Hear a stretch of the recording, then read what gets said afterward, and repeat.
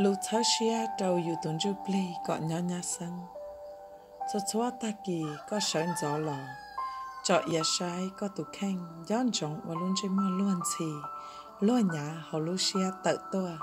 Chỉ có yếu hài họ lu chia xia. Nó tròn cành trọ thơ có tụ khen có ca xia lu nhỏ nhà sân. Cú giàu xia đầu cú lu chén đàn chu. Cú thơ cú tụ khen. Cú tranh cú tụ khen. Cú yo cú tụ phong dư rong cháp lờ. Cú lú cú tụ khen. Cú bao thia cú chơ lú cú. Kế lú cú yong dị sư. Cú lú cú tụ khen ô trâu cú nó lọ dậy hãng.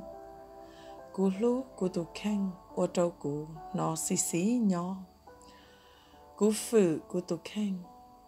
Cú muông thì hãng nhá trâu cán đồ khứ nọ. Cú sai tàu cho chua tù sai tàu cú.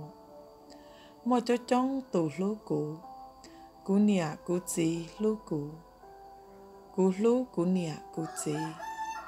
Cho nên cho cú uôn nụ lú cú. Cú lú cú cho nên cho cú uôn nụ. Cho nên cổng cú lý la lụa lú cú.